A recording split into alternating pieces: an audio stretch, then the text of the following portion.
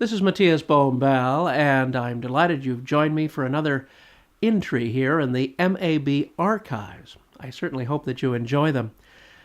Our interesting film that you'll see today is a film made in the 1970s by the Oakland Symphony to promote, I think, my favorite place on this planet, the Oakland Paramount Theatre, the magnificent 1931 movie palace that is a national treasure.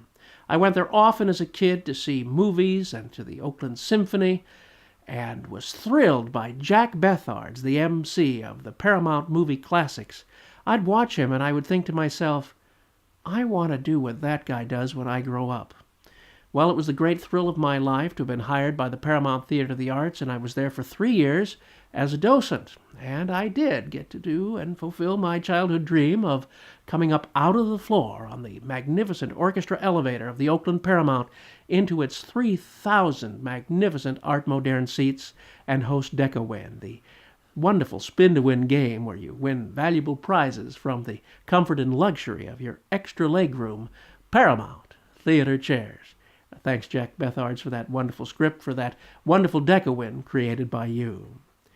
While I worked there, I discovered some interesting films that are part of the archives of the Paramount Theatre of the Arts. I'm going to share one of them with you. In their vault, there was a negative and a positive print of two 16mm short subjects that were made during the time the Oakland Symphony was restoring the Paramount. One was a recreated newsreel, which had scenes of actual events, and at the end, the opening of the Paramount recreated for this not real Paramount sound newsreel, the Eyes and Ears of the World. The other, in color, was a short little promotional film about the restoration of the Paramount, which occurred now more than 40 years ago. So as a tribute to Bethards, Peter Botto, and all those who worked so hard in restoring the Oakland Paramount, and today to the Paramount Theatre of the Arts, keeping the marvelous theater alive so people can see this national historic landmark and treasure, I offer you this rare film that you might not be able to see any other way. From the early 1970s and in color, the Paramount plays again.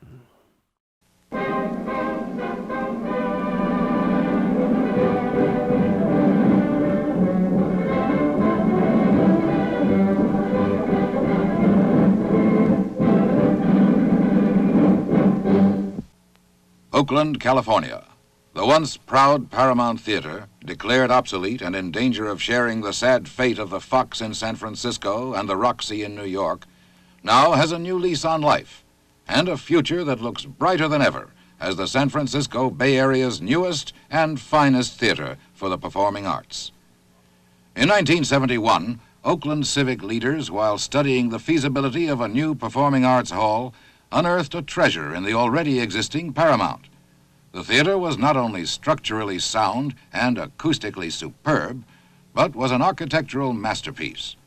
And further, it could be purchased, restored, and opened for all the public to enjoy for a fraction of the estimated $30 million it would cost to duplicate this great structure today. Moreover, there is a freeway on-ramp within 5 blocks and over 6,000 parking spaces on lots surrounding the theater, plus a BART entrance just a half block away. So in 1972, after a year of intense study, the Paramount Theatre was purchased by the Oakland Symphony Orchestra Association for the people of the Bay Area. To put the Paramount on its feet, several very large contributions were made, and an extensive campaign was launched to raise $4 million. This sum will cover the costs of purchase and restoration and will establish an endowment fund to ensure the Paramount's continued operation as an all-arts theater, serving the cultural and entertainment needs of the entire San Francisco Bay Area at a minimal cost to patrons and performers. To lend its support to this worthy project, a Blue Ribbon Advisory Board of 66 Bay Area residents was formed. There are many superlatives which apply to the Paramount. It is one of the largest theater auditoriums of its kind in the United States. It is the first major motion picture theater in the West and the 6th in the nation to be renovated as a theater of the arts. And it is considered one of the top 10 performing arts theaters in the world.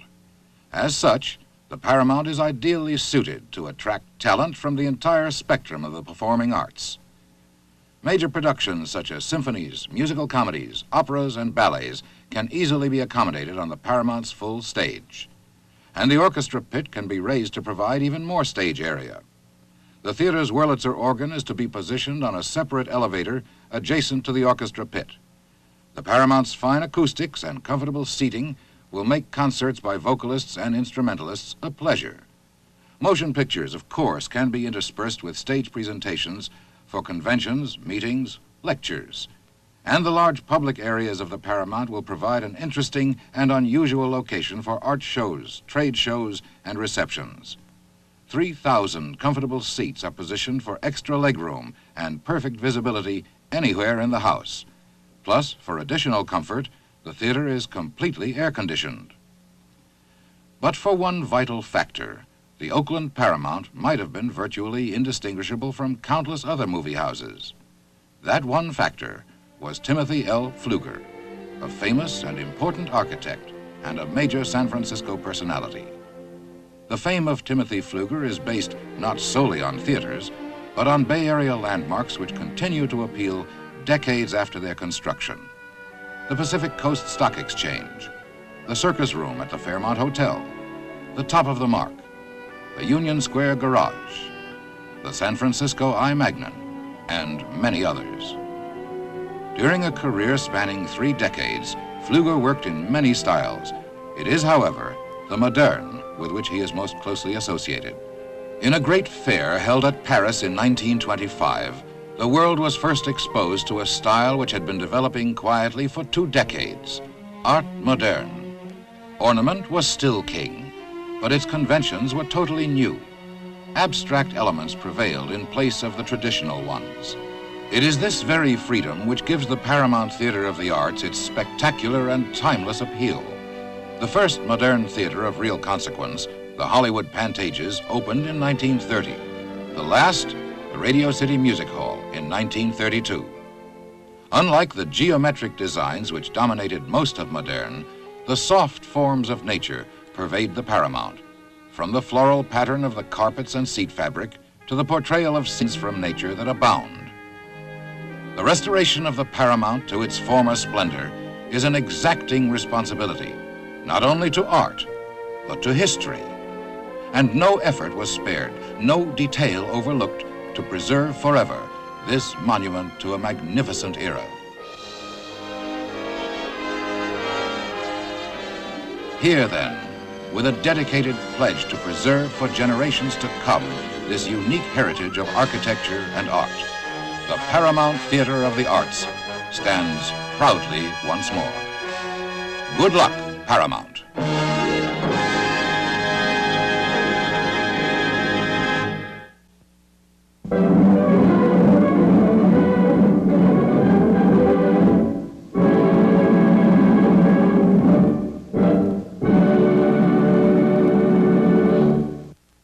The Paramount plays again.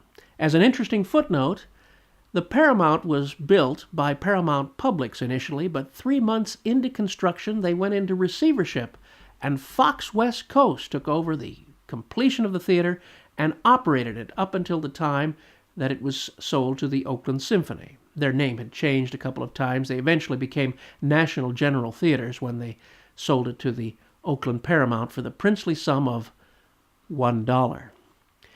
Well, we're glad that that happened, but it's an irony, of course, that we always think of it as the Paramount. We associate it with songs like Paramount on Parade and the Paramount Sound News, which you saw the opening close of in that short, but the theater was never actually operated by Paramount Pictures Corp. Or Paramount Publics.